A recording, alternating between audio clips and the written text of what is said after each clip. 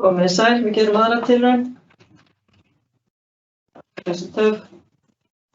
Velkomin á þennan opnum fund hjá okkur Umhverfisstofnun, þar sem kynnt verður tillaga fyrstu vatnaáætlun fyrir Ísland sem nú er í opinberri kynningu. Ég heiti Sigrún Ágústsdóttir og forstjóri Umhverfisstofnunar og með mér er verkefnahópur vatnamála sem unnið hefur að gera vatnaáætlanir í samstarfi við fjölmarga aðila undanfarin ár. Verndun vatns er jú samstarfsverkefni og samvinna er lykilatriði til að tryggja árangur í þessu viðamikla verkefni. Við segjum oft að við eigum besta vatn í heimi. Velkomin á þennan opnum fund. Jú, Ísland er auðugt af vatni og höfum við þar mikla sérstöðu á heimsvísu. Vatn er dýrmætasta auðlind jarðar og okkur er beinlínis skylt að standa vörð um hana. Sú vinna sem hefur verið unnin undanfarin ár er einmitt skref í þá átt, þar sem greiningar, vöktun og rannsóknir gefa okkur mikilvægar upplýsingar fyrir ákvarðanatöku framtíðarinnar. Engin spurningar að slíkar upplýsingar gera okkur betur undirbúin. Við þurfum öll á vatni að halda dagsdaglega og nýtum auðlindina á margvíslegan hátt, bæði sem einstaklingar, til orkuframleiðslu, við matvælaframleiðslu og í ferðaþjónustu.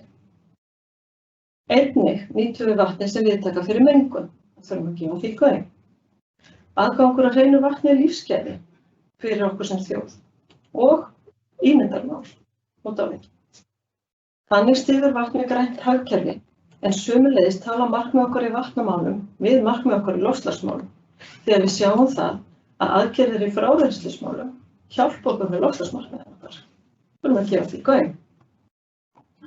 Ég hvet ykkur öll til að kynna málin, spyrja sérfræðingana hér á eftir og koma með ábendingar og tillögur inn í framtíðina. Hvað þið teljið megi betur fara, hvernig þið getið hjálpað okkur. Það er mikið verk fyrir höndum og við þurfum að hjálpa af stað í að láta þetta verkefni ganga vel, við látum okkur öll vatnið verða. Ég ætla að gefa orðið til Aðalbjargar Birnu, verkefnisstjóra vatnamála hér rétt á eftir við sjáum stutt myndband.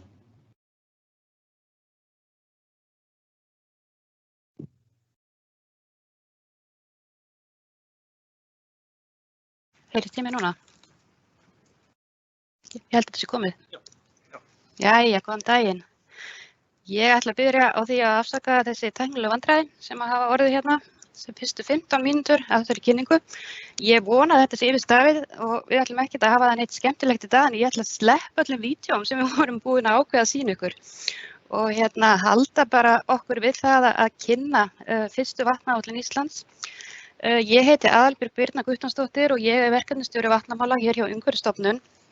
Nú, ég kem hér fram fyrir hönd verkefnishópsins sem hefur unnið að gera vatnaáætlunar í samstarfi við fjöldan allan af samstarfsaðilum og ég vil bara byrja á því að nota tækifærið og færa þeim öllum bestu þakkir fyrir gott samstarf undanfarin ár. Nú, þessi fyrsta vatnaáætlun fyrir Ísland, hún mun taka gildi í byrjun árs 2022 og hún mun verða í gildi til ársins 2027. Nú, það er ekki orðum aukandi en við ætlum að fara yfir nokkur praktísk atriði þar sem þið hefur öll tekið eftir því að við erum hér í fjarfundi og við ætlum að bjóða ykkur upp á það að fólk getur skilið eftir spurningar inn á spjallinu. Nú, við erum hér og munum fylgjast með spurningunum þar inni og við munum gera okkar allra besta til þess að svara öllum spurningum sem framkoma í lok kynningar. Nú, ef okkur tekst ekki að svara öllum spurningum hér í dag þá munum við bara taka saman svör skriflega og setja út á vefinn hjá okkur. Við höfum fullan skilning á því að það verða alltaf einhverjir sem hafa ekki tíma til þess að vera með okkur allan tíman og ég vil minna á það að kynningin hún verður aðgengileg á vef Umhverfisstofnunar, svolítið klift væntanlega vegna þess að við lentum í smá vandræðum til að byrja með og inn á vatn.is eftir að kynningu lýkur. Nú, þessi opni fundur, hann er liður í opinberri kynningu vatnaáætlunar sem er ásamt fylgiáætlun hennar, vöktunaráætlun og aðgerðaráætlun núna í opinni kynningu. Nú, kynningin hún stendur yfir til 15. júní næstkomandi. Þar áður hefur verið til kynningar svokallað bráðabirgðayfirlit vatnaáætlunar þar sem kynnt voru einmitt efnistök þeirrar áætlunar sem við erum að kynna hér í dag. Nú, Umhverfisstofnun mun svo fara yfir allar athugasemdir, vinna úr athugasemdum og birta viðbrögð í lokaútgáfu áætlunarinnar. Við hvetjum því bara alla sem hafa hagsmuna að gæta eða láta sig vatnamál varða að senda okkur inn athugasemdir.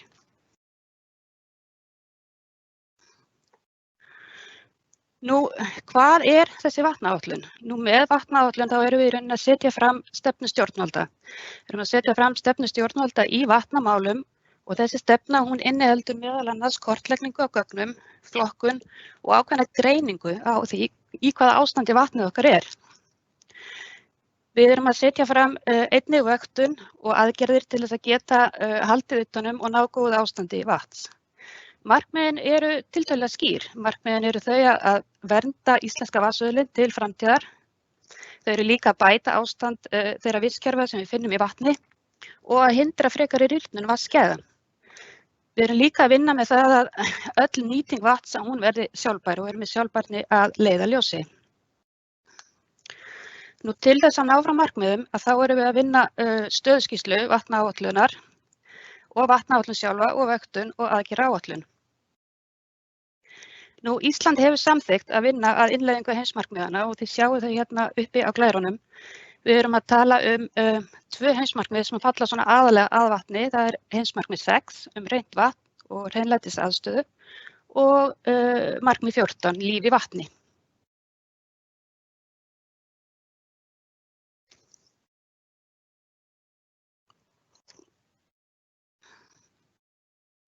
Nú, með innleiðingu þessa nýja fyrirkomulags við stjórn vatnamála, þar erum við að stefna í rauninni að því að ná heildstæðri og samræmdri stýringu vatnamála þar sem að vernd og sjálfbær nýting höfð að leiðarljósi. Vinnan byggir á mjög miklu samráði og mikilli samvinnu. Við erum að vinna með mörgum aðilum og það eiginlega í rauninni langmikilvægast í þessari vinnu því að við okkur vantar að fá yfirlit yfir þau gögn og það þekkingu sem til staðar allt land.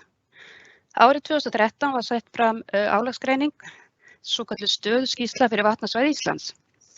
Þar vorum við að vinna í rauninni með álagsgreiningu þar sem við vorum að meta hvert væri hið raunverulega álag á vatn. Álagsgreiningin þá í rauninni mat á áhættu þar sem farið yfir og lagt mat á það hvaða álag getur haft í för með sér á vatnslot. Þar flokkuðum við vatn niður með tilliti til þess hvort að þau væri í hættu á að ná umhverfismarkmiðum sínum í óvissu eða bara alls ekkert í hættu. Til að staðfesta þessa álagsgreiningu gæti svo þurft að fara í vöktun eða setja fram einhverjar aðgerðir og þannig ásamt öðrum þáttum verður til áætlun og stefnumótun verndun vatns. Nú, verndun vatnsauðlindarinnar risastórt verkefni og allir þurfa í rauninni að leggja sitt á vogarskálarnar. Málaflokkurinn heyrir undir umhverfis- og auðlindaráðherra en það umhverfisstofnun sem heldur utan innleiðinguna. Fagstofnanir hafa mjög stórt hlutverk í að byggja upp þetta kerfi sem við erum að vinna eftir. Þar má nefna til dæmis Hafrannsóknastofnun, Veðurstofu Íslands og Náttúrufræðistofnun Íslands sem hafa unnið mjög mikið verk við að byggja kerfið upp sem við erum nú að vinna eftir.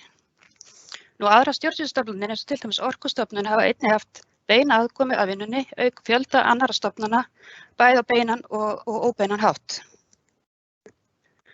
Það eru nokkrar nefndir sem eru starfandi líka á vegum stjórn vatnamála. Þar má nefna til dæmis ráðgjafarnefnd fagstofnana og eftirlitsaðila og svo hagsmunaaðila sem sitja í annarri ráðgjafarnefnd.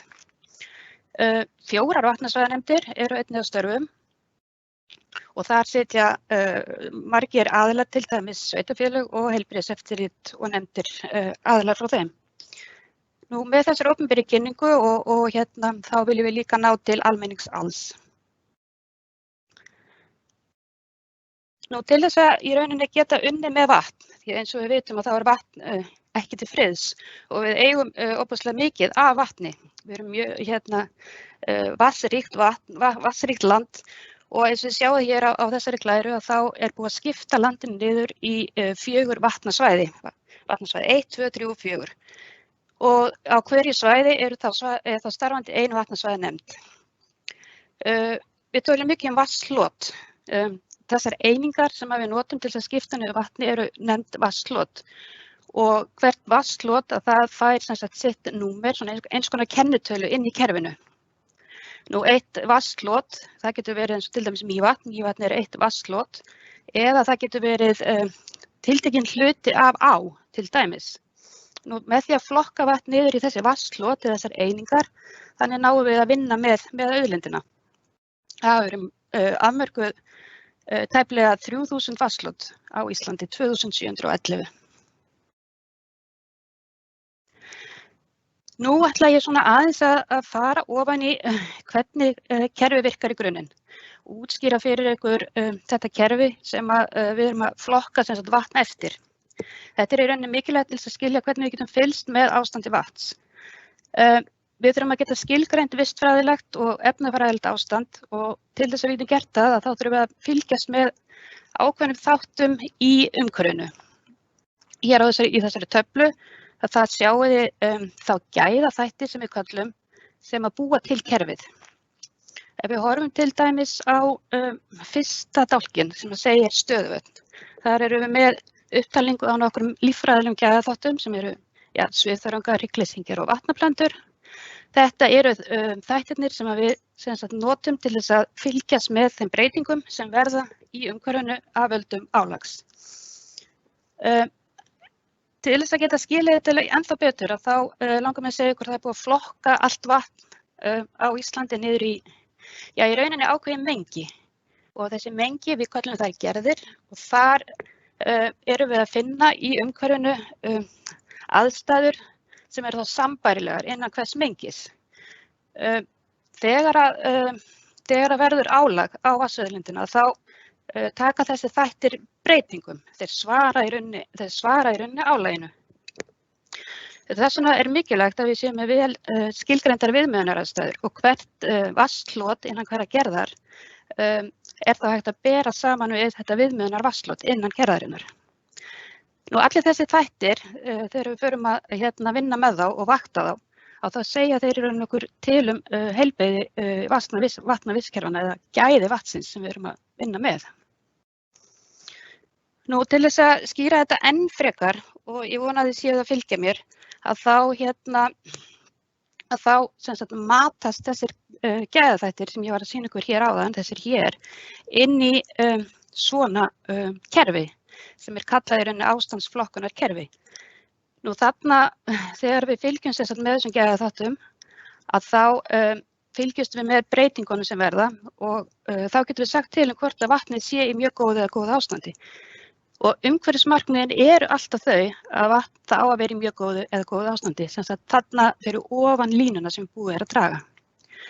Nú þarna erum við að fylgjast með þá vistfræðilega ástandi, við erum að fylgjast með efnafræðilega ástandi sem eru þá ákveðin efni sem eru mæld í vatni og svo fyrir grunnvatni, það er kerfi sem aðeins öðruvísi, að þá erum við að fylgjast bæði með efnafræðilega ástandi og svo ákveðinni magnstöðu. Þannig umhverfismarkmiðin eru að allt vatn það á að vera í góðu eða mjög góðu ástandi og það má ekki fella gæðin flokk.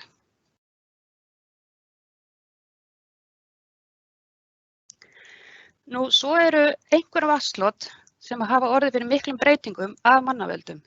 Þau eru rauninni sett í ákveðið kerfi til hliðar og það unnið með þau sérstaklega. Þar erum við ekki að horfa á vistfræðilegt ástandi heldur erum við að horfa á aðra skilgreiningu sem við köllum vistmegin. Nú, mikið breytt vatnslot akkúrat vatnslot sem hefur þá tekið verulegum breytingum og það nær þá ekki góðu vistfræðilegu ástandi. Við erum að nota í rauninni sömu þætti til þess að meta slík vatnslot en það er annars skali. Við erum að vinna núna að því að vinna áfram með skilgreininguna og aðferðafræðina til þess að geta í rauninni álagsgreint slík vatnslot.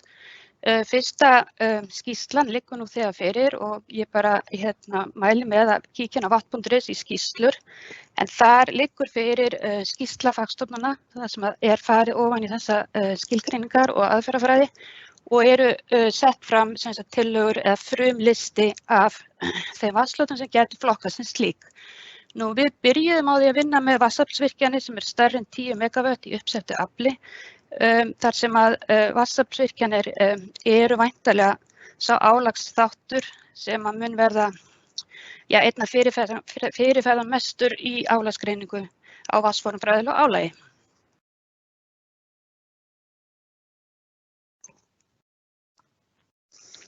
Nú, ef við förum aðeins tilbaka og horfum á álagsgreiningunni sem var unnin árið 2013, að við nánari greiningu þá sjáum við að það margs konar umsvif sem geta valdið álagi.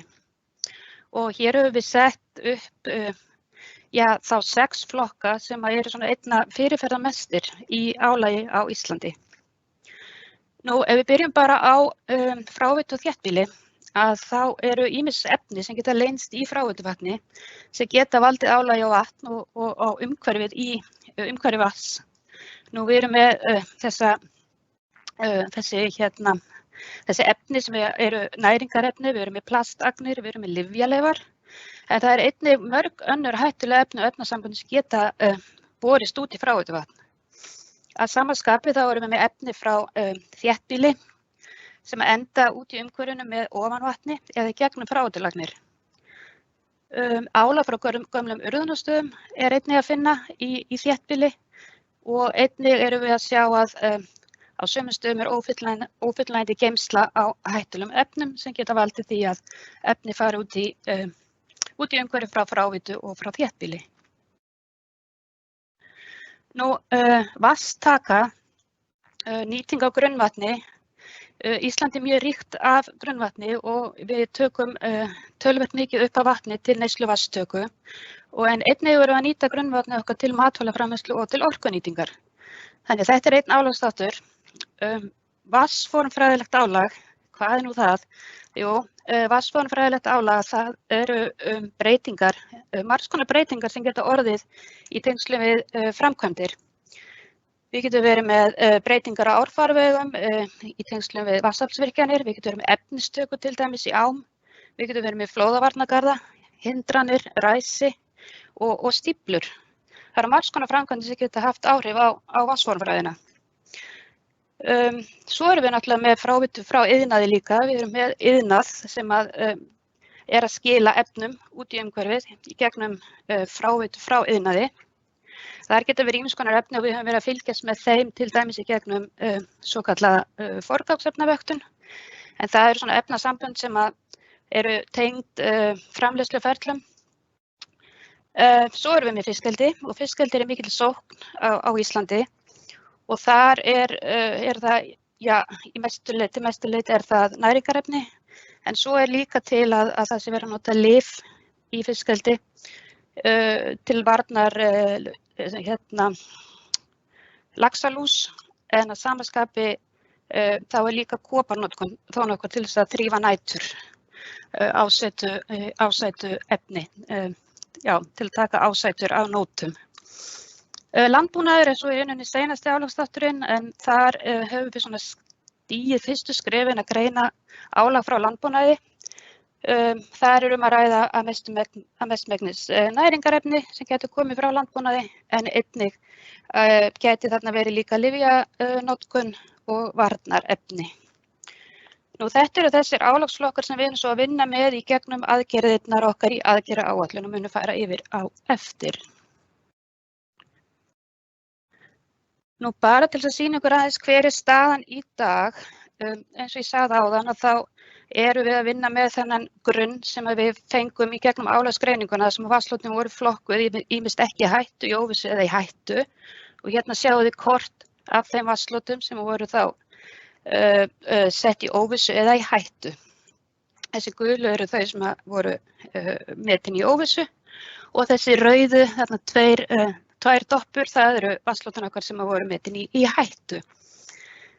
Nú, álagsgreiningin var gerð 2013 en undanfarin ár hafa bæst við töluvert mikið af upplýsingum, þannig að við höfum verið svona endurmeta álagsgreininguna undanfarin ár og það alveg ljóst að það þarf að vinna töluvera grunnvinnu til að byggja kerfið upp og greina áfram ástand. Nú, þessi tvö vatnslot sem voru metin í hættu og ná ekki umhverfismarkmiðum sínum að þau voru Tjörnin í Reykjavík og Rosshvalanes 2 sem grunnvatnslot. Og eins og ég sagði áðan, það voru 18 vatnslot sem voru skilgreind í óvissu, þar á meðal Mývatn og Þingvallavatn.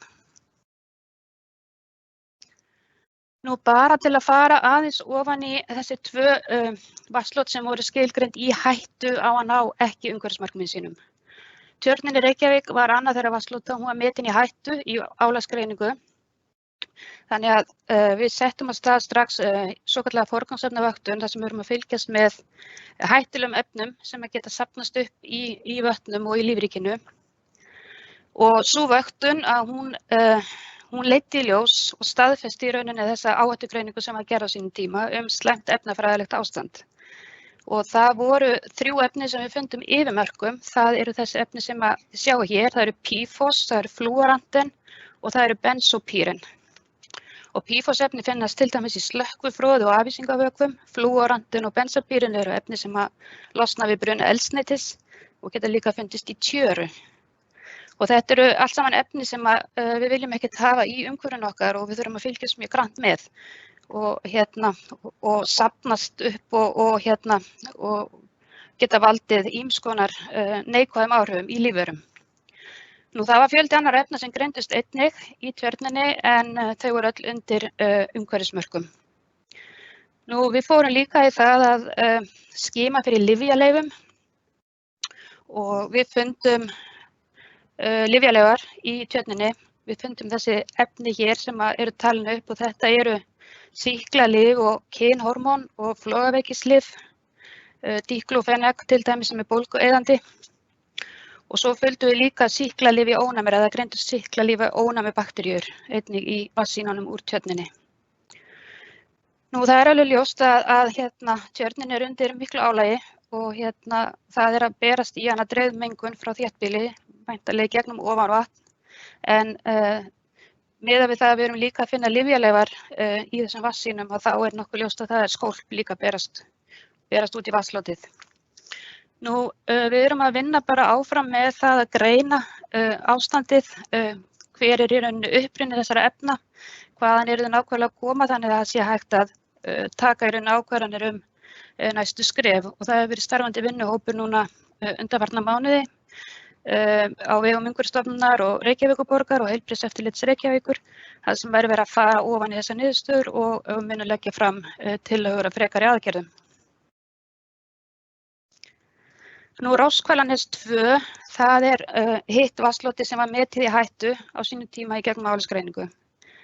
Nú, efnamælingar sýndu að þetta grunnvatnslot sem er að finna upp á Miðnesheiði undir til dæmis flugvellinum í Keflavík, efnamælingar voru að sýna að það eru ýmis efni sem að hafa leitað þarna ofan í grunnvatnið.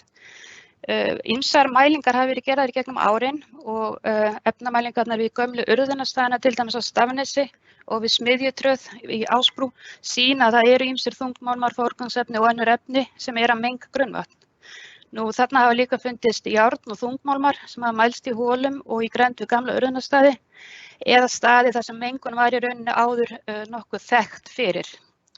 Það er ennþá að finna töluverða mengun á þessu svæði sem er líka rækin til starfsemi varnarliðsins og það er að mestu að ræða lífræn leysiefni. Nú, vöktun undir stjórn vatnamála, heildstæð vöktun í vatnslotunni hefur ekki enn hafist, það er ennþá verið að útfæra slíka vöktun, þannig að vatnslotið er í rauninni ennþá bara metið í hættu út frá þeirri álagsgreiningu sem var sett fram á sínum tíma og það þarf að fara sem sagt í svokallaða yfirlitsvöktun þarna til að staðfesta þá þetta ástand. Nú, að samaskapi hér eins og í tjörninni í Reykjavík að þar erum við að vinna með heilbrigðiseftirliti á svæðinu og að greina í rauninni þannig uppruna, útfæra vöktun og svo mögulega ráðstafanir. Einnig létum við vinna úttekt á vegum ISOR sem að gefur svona heildar yfirlit yfir vatnslotið út frá því munum við stíga næstu skref varðandi aðgerðir og vöktun í Rosshvalanesi.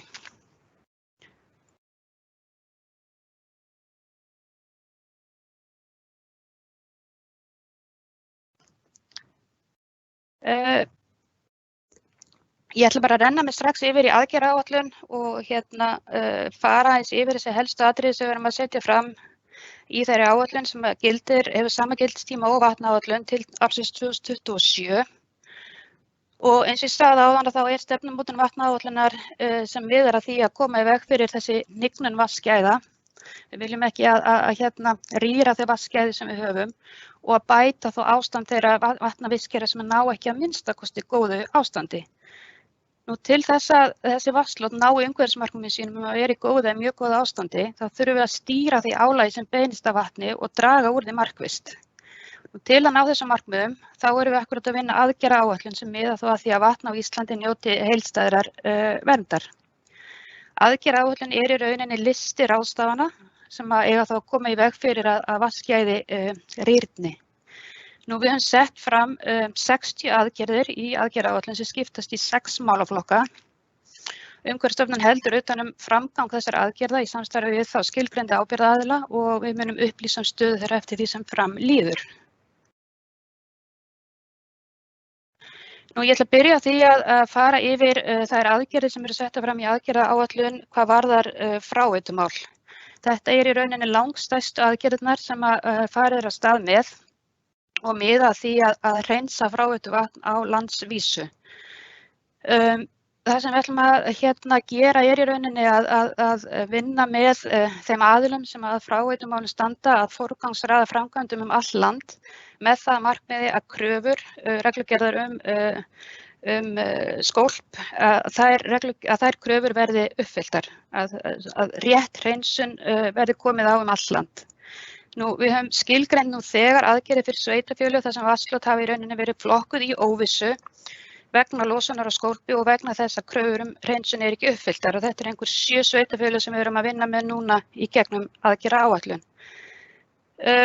Rétt að vekja athygli á því að mótframlag úr ríkissjóði sem nemur hlutdeild í kostnaði sveitarfélaga til framkvæmdanna talar saman við þessar aðgerðir.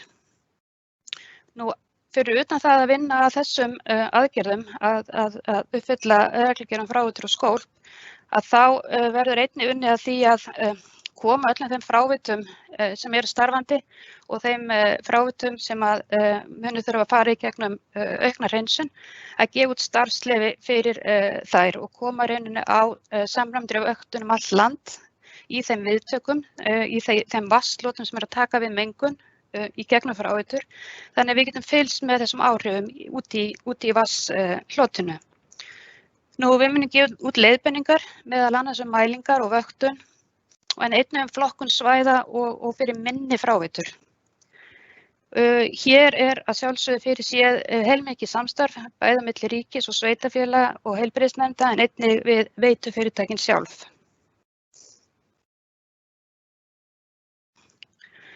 Nú einn málaflokkurinn að setja í rauninni fram aðgerðir fyrir vatnslot sem eru í hættu og við höfum farið yfir að við erum með Tjörnina og Róskvælanes 2 sem vatnslot í hættu og hefur hættan verið staðfestur í Tjörninni Reykjavík. Og þarna erum við að setja fram aðgerðir sem miða í rauninni að því að greina frekar ástand vatnslotana og uppruna mengunarinnar.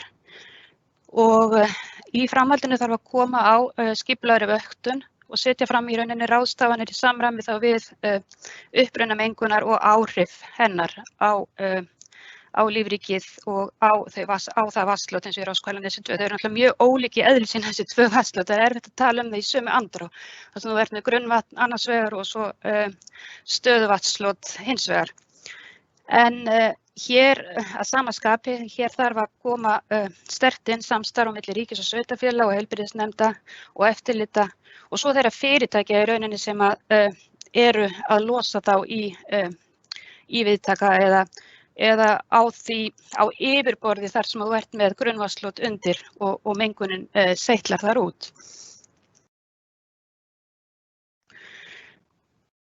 Nú við setjum líka fram aðgerðir sem við teljum að þurfi að klára á þessu tímabili sem umræði 2022-2027 og þessar aðgerðir snúa í rauninni að innleiðingu á hinum ýmsu verkþáttum sem á eftir að vinna til þess að kerfið nái að skila af sér því sem það á að skila af sér.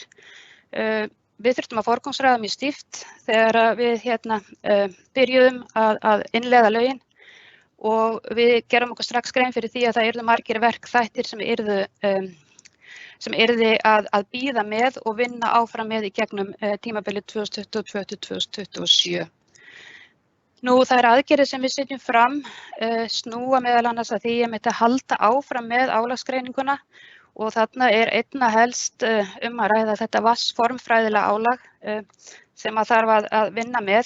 Það álagi frá vatnsaflsvirkjunum, það álag af framkvæmdum við vegagerð, það álag við framleiðslu votlendis og svo framvegis. Einnig þurfum við að vinna því betur að fá svokallaða yfirsýn, ef svo má segja, yfir grunnvatnsauðlindina. Hérna þarf að hafa í huga að við erum bæði með sem sagt kalt grunnvatn og svo heita grunnvatnið og verið að nýta auðlindina á margvíslegan hátt og stjórnsýslan töluvert dreifð þegar kemur að grunnvatninu og þarna eru settar fram nokkrar aðgerðir varðandi það að vinna með grunnvatnið á heildstæðan hátt. Einnig setjum við fram aðgerðir snúa því að afla fleiri upplýsinga á landsvísu. Það töluvert til á upplýsingum en það þarf náttúrulega að sækja þær og það þarf að vinna með þær og greina þær þannig að hægt að nýta þær inn í kerfið. Ágengar framandi tegundir er akkurat málaflokkur sem að tengist mjög mikið og núna seinustu árum enn meira inn í vatnamálin. En hér erum við að vinna með okkar rannsóknarstofnunum að kortleggja útbreiðslu og sjá fyrir hvaða áhrif þessar ágengu framandi tegundir geta haft á vistfræðilegt ástand í vötnum.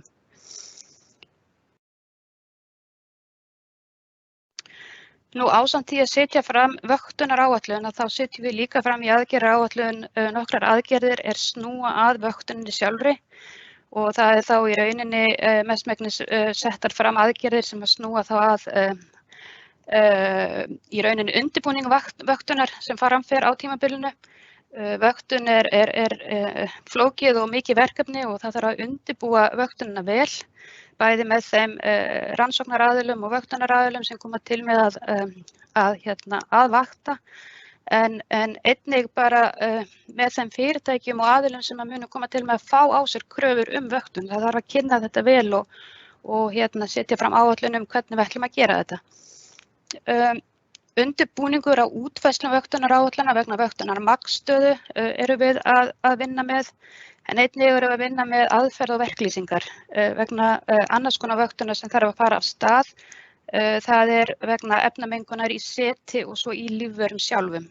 Þessi efni geta sem sagt hlaðist upp í lífverum og þessu þarf að fylgjast með.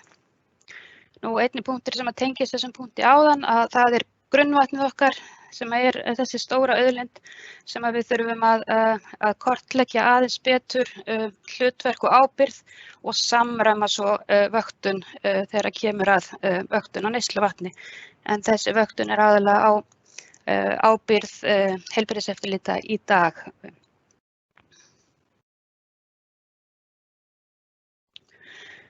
Nú svo setjum við fram líka nokkrar aðgerðir sem snúa að fræðslu og svo leiðbeiningum annars konar. Við erum að stefna því að koma á fræðslu og virkja almenning umhverfisvænni hegðun.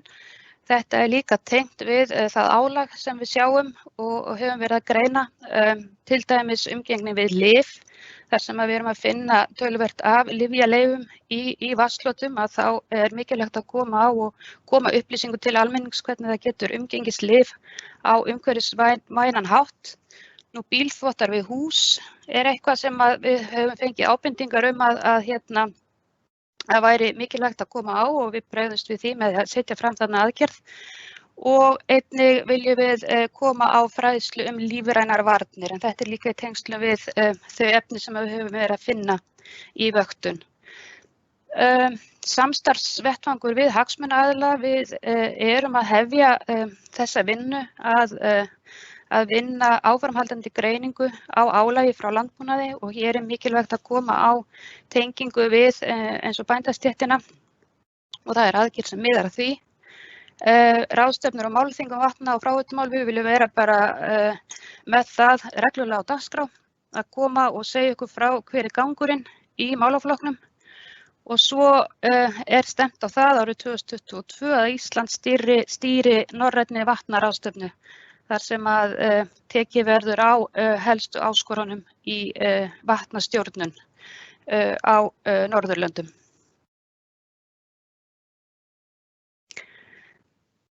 Seinasti málaflokkurinn eru í rauninni aðgerðir snúa stjórnsýslu.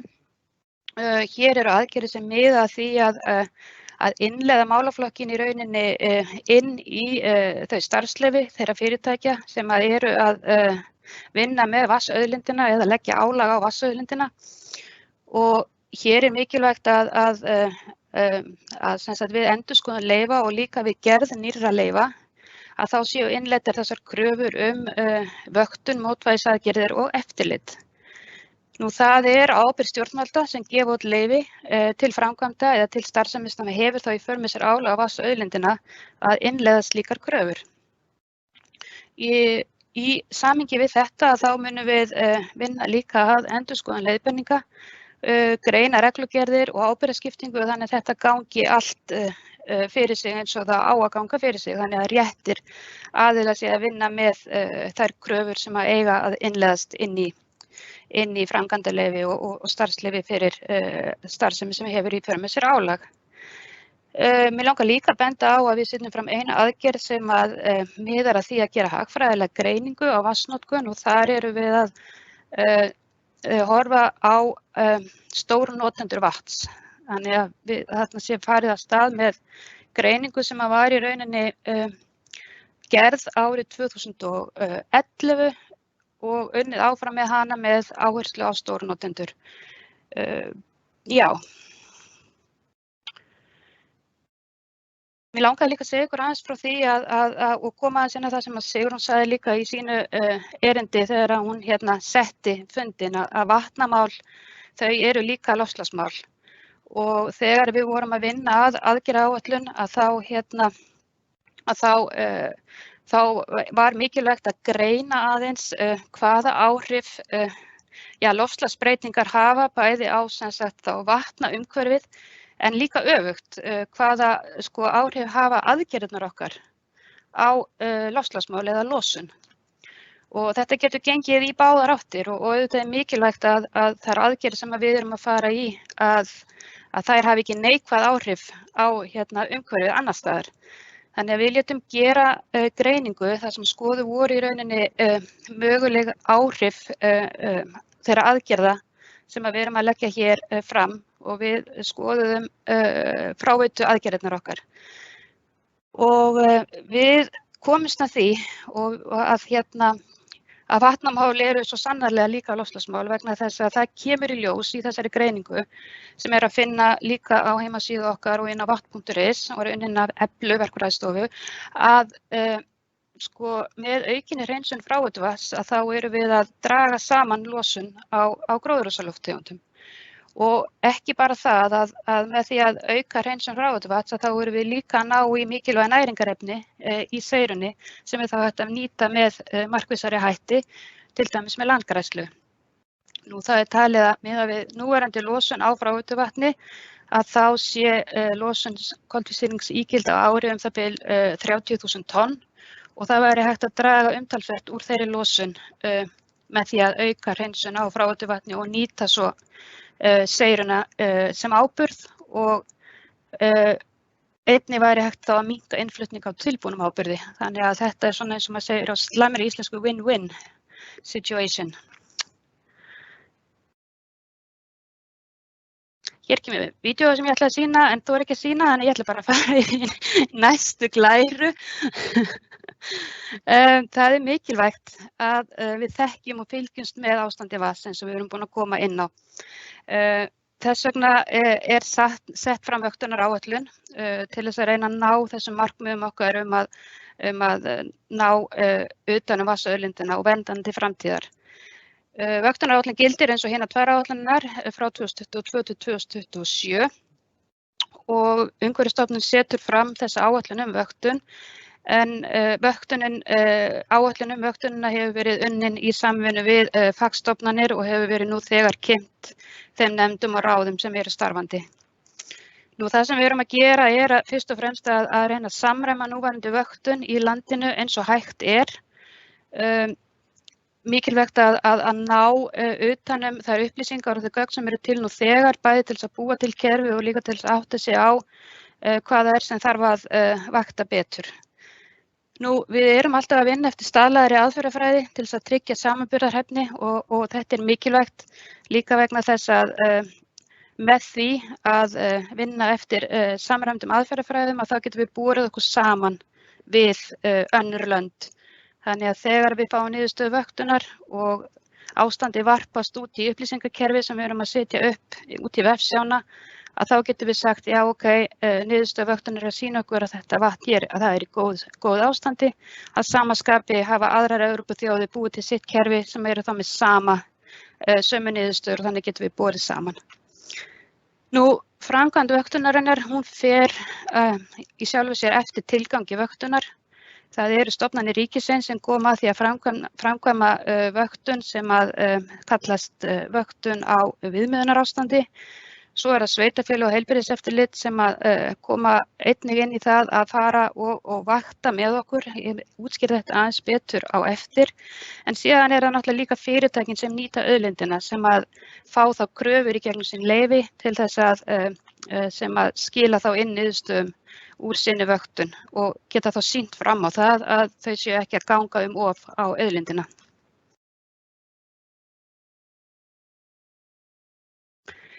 Nú þegar hefur farið fram vöktun þó svo að vatnaáætlun hafi ekki tekið formulega gildi.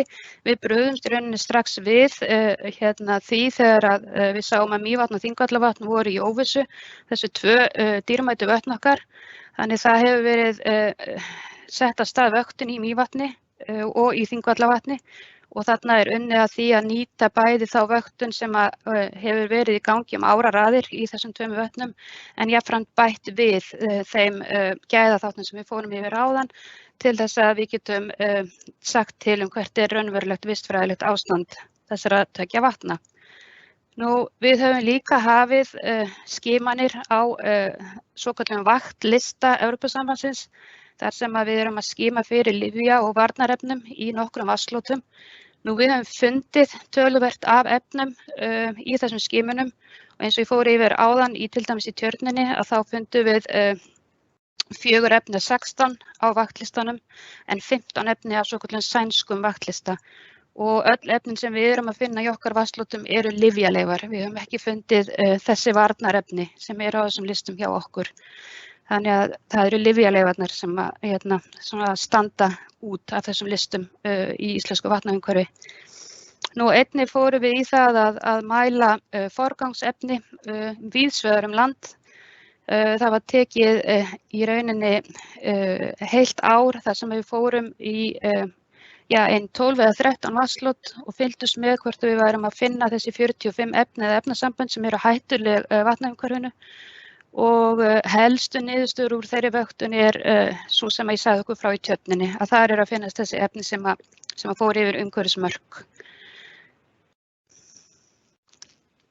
Nú, mér langar að sýna ykkur bara aðeins hvernig vöktunin lítur út eins og hún er sett fram í vöktunaráætlun. Hér erum við með kort af stöðuvötnunum sem við erum að gera áætlun að verði vöktuð, þessi svokölluðu viðmiðunarvatnslot og þetta eru þá í rauninni þau stöðuvatnslot sem við munum fylgjast með viðmiðunarástandi. Við tölum þessi mengi vatna sem að hafa í rauninni sambærilega eiginleika. Hvert mengi að það hefur þá 1 til 2 viðmiðunarvatnslot innan sinna raða. Þannig að öll vatnslot sem innan mengisins að þau eiga sitt viðmiðunarvatnslot sem þú getur þá borið saman við viðmiðunarástandi til að segja til álagið. Nú, Mývatn og Þingvallavatn voru mitt inn í óvissu, hún er búin að segja það og Tjörnin í Reykjavík, hún er í slæmu efnafræðilegu ástandi. Nú, hér er kort yfir straumvötnin sem lagt upp með að vakta. Sama er hér upp á teningnum að flest þessi vatnslot eru svokölluð viðmiðunarvatnslot sem við erum að fylgjast með í rauninni grunnástandinu og svo erum við með Kópavogslæk þarna inni líka sem að þjónar í rauninni þeim tilgangi bæði að fylgjast með álaginu og til þess að þróa í rauninni aðferðir sem við þurfum að vinna með til þess að greina mörkin á milli góðs og slæms ástands. Hérna sjáum við strandsjóin og þessi vatnslot eru líka öll svokölluð viðmiðunarvatnslot en þau þjóna líka margvíslegum öðrum tilgangi þannig að við erum að nýta þessi vatnslot til þess að bæði að þróa aðferðirnar og til þess að fylgjast með þessu viðmiðunar ástandinu. Hér sjáum við grunnvatnslotin. Eins og við tölum áðan að Roskvalnes 2 var metið í hættu og hér verið að vinna sem sagt að vöktunaráætlun fyrir það. Stór Reykjavíkur vatnslotið, það var metið í óvissu, enda það undir margvíslegu álagi og það þarf að skoða svolítið hvað nákvæmlega gerast í því vatnsloti, eins og leitni mengunarefna og annað. Og svo erum við með skjaldbreið hér inni en það vatnslot sem nú þegar í vöktun og við fáum upplýsingar úr því en það þarf að skoða með að bæta við þá vöktun til þess að við getum uppfyllt kröfurnar sem stjórn vatnamála setur fram. Nú hér eins og annars staðar þá náttúrulega eðlilegt að sá sem að leggur álag á auðlindina að hann fái þær kröfur á sig í gegnum leyfi og við erum með magnstöðu sem að mun koma til með að verða í rauninni sótt í gegnum fyrirtæki, leyfi þeirra fyrirtækja sem eru þá að nýta grunnvatnsauðlindina og það á eftir að útfæra það betur. Aðferðafræði hefur verið unnin, eða tillögur aðferðafræði hafa komið fram og það ein af þeim skýrslum sem að finna einmitt inn á vatn.is og var unnið af Veðurstofu Íslands. Nú bara til að taka þetta aðeins saman, það sem við höfum verið að fara yfir hér í dag, að þá erum við að setja fram hér tillögu að vatnaáætlunum með sínum fylgiáætlunum. Og vatnaáætlun, hún tekur gildi, það gert ráð fyrir að hún taki gildi bara snemma árið 2022 og muni þá gilda til lok árs 2027 og þá í rauninni byrjar bara annar vatnahringur og þessir vatnahringir þeir sem sagt þeir ná yfir 6 ára tímabil og við erum alltaf að vinna með það í rauninni að endurmeta kerfið, ná í upplýsingar, meta álagið, hefur eitthvað bæst við, hefur dregið úr einhverju álagi, hvernig eru vatnslotin að vinna með þessi, í rauninni það álag sem á þau sett, eru það að ná umhverfismarkmiðum sínum, er útlit fyrir að þið náist ekki, þurfum við að vakta, hver eru niðurstöður vöktunar, þarf að fara í aðgerðir, er hægt að ljúka aðgerðum og út frá þessum þáttum öllum saman að þá verður til þessi áætlanagerð fyrir þá vatnslotin okkar. Bara til að draga aðeins saman að sko vatnaáætlun, það getur kannski verið erfitt fyrir Jón og Gunnu að tengja við slíka stefnumótun en þetta er mikilvægt, þetta er mikilvægt að vera almenning. Við tölum oft það að Ísland, við eigum besta vatn í heimi og það getur bara vel verið að það sé alveg dagsatt og við eigum óbúslega mikið af vatni og og yfir höfuð að þá kannski ekki umtalsvert álag, allavega ekki hvað varðar mengun og mengunarefni. En þó erum við að sjá það í þessum greiningarvönum að það eru tiltekin vatnslot sem eru undir meira álagi heldur en önnur. Og við þurfum að vinna með það. Með því að gera þetta svona þá getum við akkurat borið okkur saman við önnur lönd og þá gætum við með vissu sagt já við eigum besta vatn í heimi. Nú vatn er ein dýrmætasta auðlind jarðar og er náttúrulega forsenda alls og það eru bara óbúslega mikið lífsgæði fólkin í því að eiga mikið af hreinu vatni. Þetta kerfi það miðar að þátttöku alls samfélagsins, vatnið er allstaðar og við erum við viljum kalla eftir því frá almenningi að það láta okkur vita hvernig er ástand vatns í sínu nær umhverfi. Teljið þið að sé einhverjar fleiri aðgerðir sem væri fýsilegt að fara í. Endilega að setja það niður fyrir sig og hugsa eins hvað get ég gert til þess að vernda þessa auðlind. Við setjum fram nokkrar aðgerðir í aðgerðaáætlun til þess að miða að fræðslu til almennings og í gegnum það erum við að vonast til þess að fá ábendingar og tillögur frá ykkur til þess að við getum unnið áfram með. Og það er bara mikilvægt að við gerum okkur grein fyrir því að auðlindin er takmörkuð og það að við vinnum öll að því að skila henni af okkur í sama eða betra ástandi til komandi kynslóða. Nú vatnamálin er ekki síður mikilvæg fyrir fyrirtækin en með þessu kerfi að þá erum við að vinna með það að auðlindin sé nýtt á sjálfbæran hátt og við séum að vernda hana til framtíðar. Nú þetta vinnur með grænu hagkerfi. Það mikilvægt fyrir fyrirtæki að geta sýnt fram á það að þau fyrirtæki sem eru að nýta viðtakan eða nýta vatn sem auðlind, að þau geti sýnt fram á það sé ekki að ganga of á auðlindina, geti sýnt fram á að viðtakin sé í góðu lagi. Og það ýmiss konar atvinnugreinar sem að vinna beint með vatn. Við getum nefnt ferðaþjónustuna sem gerir út á það að hér sé heilnæmt umhverfi, falleg náttúra. Við erum með sjávarútveginn sem dregur fisk úr sjó, við erum með fiskeldið og við erum með landbúnaðinn. Og þetta byggir allt saman á því að þessir aðilar geti sýnt fram á það að við séum með auðlind sem að við séum ekki að ganga of á. Nú einnig styður þetta viss umhverfisvottanir og það að fyrirtæki geti sýnt og beint í út til þeirra sem að kaupa til dæmis vörur, sjávarútvegsvörur eða aðra vörur sem byggja á einmitt nýtingu vatns, að það sé til staðar einhver aðili sem fylgist með því, að það sé ekki verið að ganga of á auðlindina. Við fáum samanburð við önnur lönd, það mikilvægt. Og það styður við ímynd Íslands að vatnið okkar sé í góðu lagi. Nú eins og sögðum áðan að þá stefnan sú að sá sem að vinna með auðlindina að hann fái þá kröfur á sig að sýna fram á að vatnið sé ekki að falla flokk og sé í mjög góðu ástandi.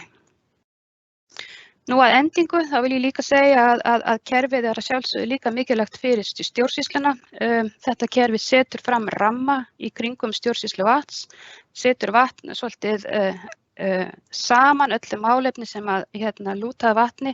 Við fáum heildar yfirsýn yfir hana og það verður til í rauninni ákveðin samþætting á stjórnsýslu vatns. Þetta skerpir á hlutverkaskiptingu og ábyrgð þeirra aðila sem að eiga að sjá til þess að kröfur og eftirlit og vöktun fari fram. Og það sem ekki síst mikilvægt að gögn vatn verði gerð aðgengileg og inn í kerfi þar sem að bæði almenningur og stjórnvöld geta fundið allar þær upplýsingar sem það þurfa. Þetta styrkir að sjálfsögðu ákvarðanatöku og eykur líkurnar á því að stefnumörkun vatnsvernd rati inn í þær áætlanir og þær áætlanir sem eru bæði gerðar af ríki og sveitarfélögum.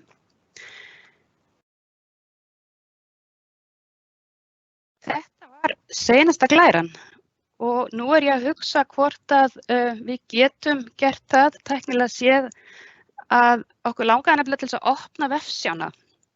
Þegar nú erum við búin að vera að setja upp sem sagt upplýsingakerfi í samstarfi við Veðurstofu Íslands sem að sýnir í rauninni öll vatnsflotin sem við erum búin að afmarka og þangað inn fara sem sagt allar upplýsingar, bæði upplýsingar álag og upplýsingar vöktun og þær aðgerðir sem við munum fara í. Og þessi vefsjá og gagnagrunnarnir sem þeim eru tengdir við vefsjána, að þau varpa svo út, sem sagt, það verið varpað út ástandinu.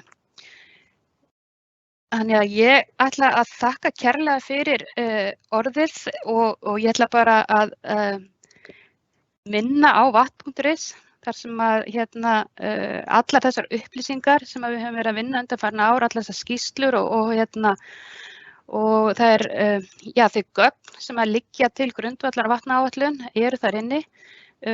Við tökum við ábendingum til 15. júní næstkomandi og hvetjum bara alla til þess að kynna sér þessar áætlanir. Þannig að ég segi bara takk fyrir og ég ætla að athuga hvort ég geti skipt yfir í vatnavefsjána.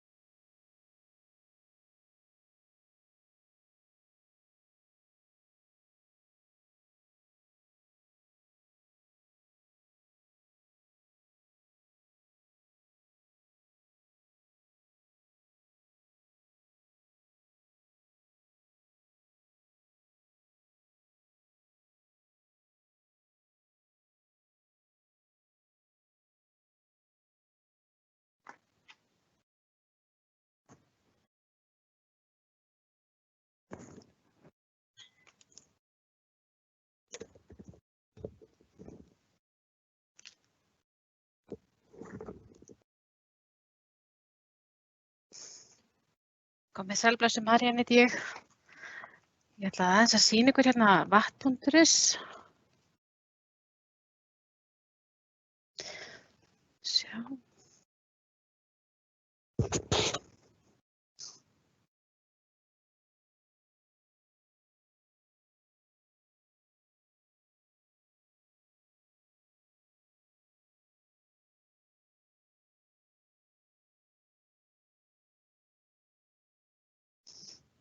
Vonandi sjáu þetta alls umvel.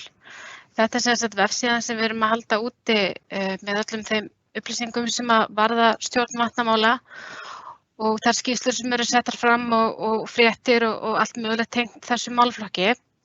Hérna eru líka þessar áætlanir á forsíðunni vatnaáætlun og aðgerðaáætlun, vöktunaráætlun sem eru núna í opinberri kynningu. Þið skulið endilega hérna kíkja á það. Það sem ég ætlaði að sýna ykkur var sem sagt vatnavefsjón sjálf. Hún er hér og þetta er byggt á hérna kerfi frá Noregi í raun og veru, sambærilegu kerfi frá Norðmönnum og við erum að vinna í því að heimfæra þetta upp á sem sagt okkar íslensku vatnslót. Hérna getið þið farið beint inn í hana og eins og Birna var að segja frá, sé svona þessar grunn upplýsingar vatnslótun okkar. Hér sjáum við umhverfismarkmið fyrir þau, ástand þeirra og álag líka. Nú aðal svona vinnustykan hérna í þessari vefsjá er þessi blái partur hérna vinstra megin. Það eru upplýsingar hérna sem þið getið lesið ykkur til svona hvað er vatnslót og flokkar vatns og fleira. Síðan er kannski það sem fólk notar helst, þessi svona algengasti fítur sem að flestir eru að kíkja á, það er kortið sjálft. Sýnum ykkur það aðeins. Þá kemur þetta kort hérna upp af Íslandi. Nú þá poppar út þessi hvíti kassi hérna hægra megin og þið getið líka falið hann eftir þörfum. Það sem er svona þægilegast að gera, það er að smella hérna á vatnslót og fá fram alla þessa vatnslótaflokka sem þið sjá hér. Nú ef ég haka hérna fremst þá bara koma þeir allir upp, tekur smá tíma fyrir vefsíðuna að hlaða þeim öllum inn. Þá koma þið þarna öll í belg og biðu hvert í raun og veru ofan á annað, tæplega 3000 talsins. Nú, það getur líka verið þægilegt að svona aðeins að þess að átta sig á kraðakinn að slökkva á því sem að maður hefur ekki áhuga að sjá. Getum hérna til dæmis tekið út. Ef við ætlum bara að sjá straumvatnið, þá bara tökum við allt í burtu og kíkjum á það og þá sjáum við þessa litlu ræmur hérna út allt. Þetta eru vatnslótin og það er hægt að smella á þau og þá koma þau hérna upp. Það sem ég ætlaði að sýna ykkur þá í raun og veru var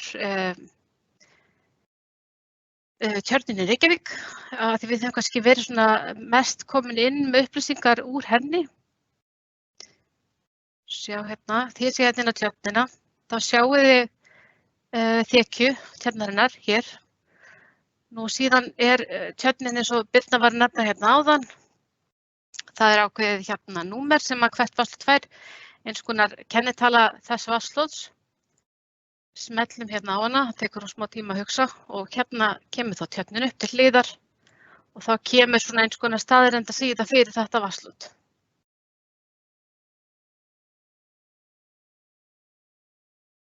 Hérna eru þessar helstu upplýsingar. Það geta verið ákveðnir svona böggar í vefsjónni, þið rekist kannski á það þegar þið eruð að skoða hana. Þetta er gott fyrir ábendingar ef þið sjáuð eitthvað sem er ekki að passa eða þarf að laga. Ég sé til dæmis þetta opnast ekki hjá koma lítil mynd af tjörnir hérna hefur ekki virkað í þetta skiptið, það virkar stundum. Nú síðan er hérna þessar grunnupplýsingar, það er stærð tjörnarinnar, dýpi, númerið hennar og svo koma upplýsingar það í hvaða gerð tjörnin er og svona upplýsingar berggrunn og fleiri þeimdur. Nú umhverfismarkmiðin eru alltaf þau sömu í raun og veru, allt vatn á að vera í góðu eða mjög góðu ástandi og við erum ekki komin með vistfræðilegt ástand tjarnarinnar inn. Þetta er eitthvað sem að breytist eftir því sem á líður og við fáum upplýsingar úr vöktun. Það sama gildir í raun og veru hérna efnafræðilega ástandi, það er heldur ekki komið inn í vefsjóna en stefnafræðilegt ástand tjarnarinnar hefur verið staðfest slæmt. það á eftir að tengja ákveðið kerfi við og þá poppar þetta upp sem í raun og veru rautt þegar það kemst í lag sem nú sem betur fer stutt í. Það eru ákveðnir álagsþættir sem eru skráðir, við höfum marga álagsþætti að ræða, hér eru bara nokkrir sýndir og þetta eru álag sem sett á þessi vatnslot vítt og breitt landið. Það eru auðvitað alls konar starfsemi og fleira sem að veldur álagi á vatnslot og svo Birna var nefna þessar vatnsformfræðilegu breytingar líka. Hér til dæmis er afrennsla þéttbýli, nú það eru auðvitað flugvöllur stutt frá og fleira í þeim dúr. Þar sem að tjörnin hefur staðfest í slæmu efnafræðilega ástandi að þá kallar það á ákveðnar aðgerðir og þær muni hérna með tíð og tíma þá koma inn. Síðan erum við með skjalasafn hérna neðst og hér hægturinn að vera hlaðinn upplýsingum og skjölum og gögnum varðar ástand tjarnarinnar og eftir því sem að vinnunni í raun og veru bara fleir fram. Nú, annað sem ég ætlaði bara svona réttasýningur í lokin, það hérna þessar yfirlitssíður sem að getur verið svolítið gagnlegt að skoða. Það eru svona alls konar hluti sem hægt er að kíkja á.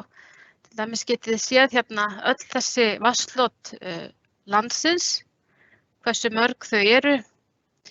Hér getið til dæmis ef þið viljið bara skoða strandsjóinn, þá getið þið tekið hann sérstaklega út og skoðað allt það álag sem að hefur skráð á strandsjóhlot hingað til. Þetta auðvitað eitthvað sem á eftir að aukast og það á eftir að koma fleira álag þarna eftir því sem að svona vinnunni framvindur. Hérna til dæmis sjáið í fljótu bragði, það eru hérna fiskveiðar og sjókvíaeldi, þetta skráð álag sem skráð á 20 vatnslot. Þið getið þá smellt hérna á töluna 20 og þá sjáið þið þá hvaða vatnslot það eru sem þetta álag skráð á og þetta eru þá staðreyndasíður þeirra vatnslota. Við reynum að halda við þessum skráningum af því að auðvitað koma fyrirtæki að fara, þannig að það svona að reyna að halda þessu við jafnóðum. Það auðvitað hérna, já, áttur að koma fleira þarna inn, svona hægt og rólega. Meira var það nú ekki í bili sem að ég vildi sýna ykkur að þið getið bara skoða þessa sjá svolítið og fikta ykkur aðeins áfram og hérna endilega líka bara láta ykkur vita ef það eitthvað sem þið rekist á sem að þarf að laga eða bæta við. Við tökum við öllum slíkum ábendingum og hérna og það eru svona eins og segja ákveðnir böggar sem að þarf líka að kíkja á og hérna gott að vita af ef þið rekist á. Takk kærlega fyrir.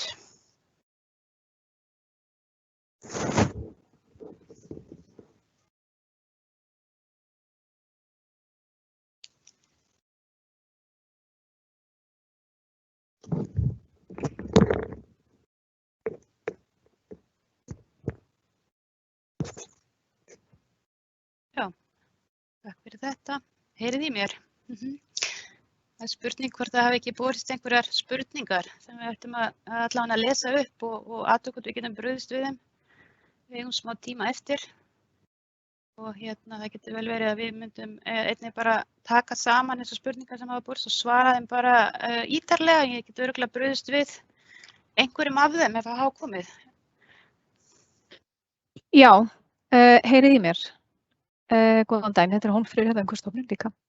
Ein spurningi var hérna, eru grunnvatnsflot flokkuð eftir eðli eða tegund grunnvatns, til dæmis ferskt ísalt, jarðsjór eða jarðhitavatn?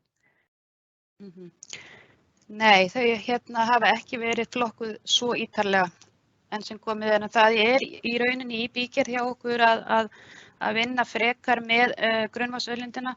Eins og ég sagði áðan, þá erum við bæði að tala með köldu grunnvatnsauðlindina og svo heitu grunnvatnsauðlindina. Og það ákveðin vinna sem þarf að fara af stað varðandi flokkunina á grunnvatninu. Grunnvatnin var skipt upp á sínum tíma töluvert gróft.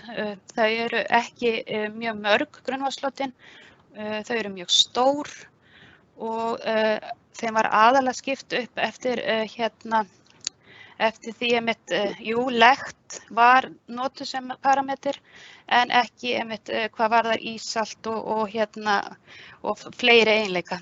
Þannig að svona almennt séð þá svarið nei, en það hægt að finna skýrslu inn á vatn.is sem fjallar akkúrat hvernig grunnvatninu var skipt niður í einingar. Það var góð spurning. En svo kom önnur spurning varðandi skjaldbreið. Hvað verið að vakta þar og hver ástæða vöktunar? Maríanna hafði reyndar og spurt hvort hún getur fengið að sjá vöktunaráætlunina. Maríanna hafði sett inn hlekk á vöktunaráætlunina sem að geta vonandi skýrt þetta, en eitthvað annað, Birna, sem þú myndi vilja svara hér? Nei, þetta akkurat líka mjög góð spurning.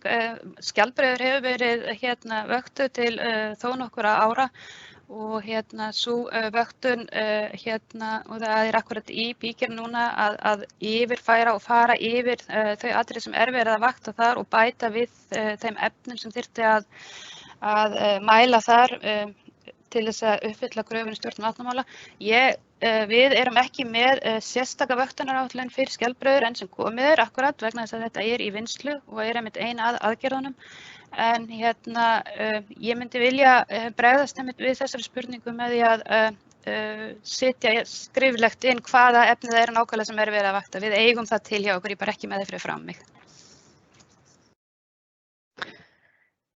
Síðan spurt varðandi vöktun. Hægt að treysta fyrirtækjum fyrir vöktun? Væri ekki betra að vöktun sé í höndum óháðra aðila en fyrirtæki síðan greiði þá kostnaðinn við vöktunina? Já, einmitt. Þetta er líka góð spurning. Sko, nú það þannig að vöktun, hún fer svolítið, sá sem framkvæmir vöktunina, það eftir tilgangi vöktunarinnar. Þannig að það á ábyrgð ríkisins að vakta þetta viðmiðunarástand sem við vorum að fara yfir áðan. Þau vatnslot sem ég sýndi og eru tilgreind sérstaklega í vöktunaráætlun eru þau vatnslota sem við erum að fylgjast með þessu grunnástandi.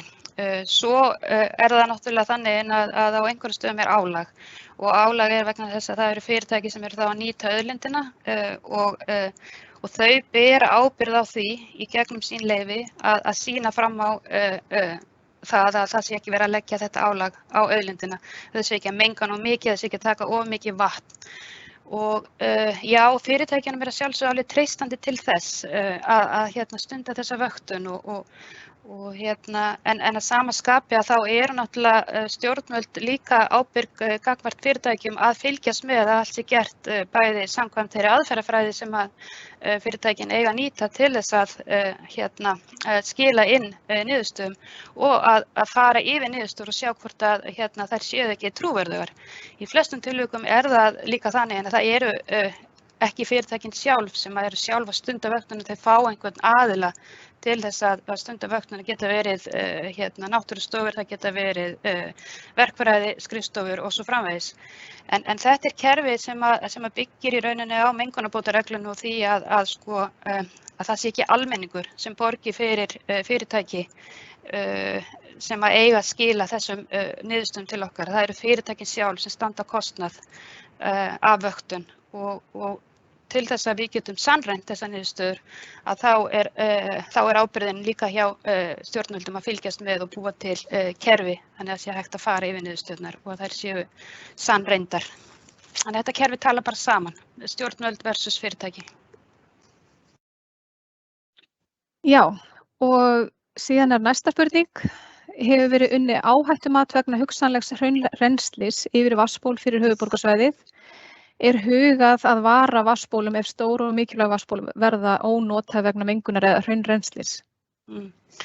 Já, þetta mjög aktúal spurning og ég ljósi þess að eldsumbrotaða núna á Suðvesturhorninu og það stöðug vinna í gangi bæði hjá í rauninni þeim hjá almannavörnum að fylgjast með því að slíkar áætlanir séu gerðar og núna þegar að seinustu jarðskjálftahrynur og möguleg eldsumbrot voru til umræðu að þá var þetta eitt af þeim atriðum sem var rætt hjá almannavörnum og við komum meðal annars að þeirri vinnu ásamt náttúrulega bara þeim viðbragðsaðilum sem að koma að þegar að ræða náttúruvá og það eru ýmsir aðilar sem eru kallaðir til og þetta hefur verið skoðað og ég í stöðugri uppfærslu ef svo má segja. Þannig að það hægt að svara þessu játandi og neitandi. Þetta bara vinna sem sífellt í gangi eftir því sem aðstæður breytast. Já, takk. Svo að síðustu þá kom hérna inn athugasemd frá sérfræðingi hjá Veðurstofu Íslands. Mig langar til að benda á að vatnasjáin er einmitt, eða vefsjáin okkar er einmitt í umsjón hérna Veðurstofu Íslands, en þau benda á að vatnavefsjáin hún var nýlega uppfærð, en það er nauðsynlegt að hreinsa skyndiminni vafrans til hún virki eins og til er ætlast. Ávitum við það? Algjörlega, einmitt. Bara takk fyrir það ábendingu. Og hérna, já, þetta kerfi eins og Maríanne sagði áðan einmitt er í stöðugri uppfærslu og við erum að vinna svona að því að koma þessu hérna upp þannig að þetta verði sem aðgengilegast fyrir alla. Takk fyrir þessu ábendingu. Já, þá held ég að þetta sé bara komið. Það okkur hafa ekki borist fleiri spurningar, en eins og ég sagði áðan að hérna við erum búin að nótera hjá okkur alla spurningar sem við fengum og við munum hérna skrifa niður svona kannski aðeins ítarlegri og greinar betri svör við þeim spurningum sem að þið settuð inn, og kannski sér í lagi hvað varðar skjaldbreið. Ég myndi vilja hérna svara þeirri spurningum með þeim hvaða parametrar það eru sem verið að vakta þar. Þannig að ég held að ég noti þá bara tækifæri núna og þakka ykkur kærlega fyrir áheyrnina og hérna vonandi hefur þetta allt komist þokkalega til skila þrátt fyrir smá vesen á tæknilegu hliðinni til að byrja með, og ég bara hvet ykkur aftur til þess að fylgjast með og fylgjast með vatn.is og þeim upplýsingum sem við erum að setja þar inn. Þannig að takk fyrir kærlega.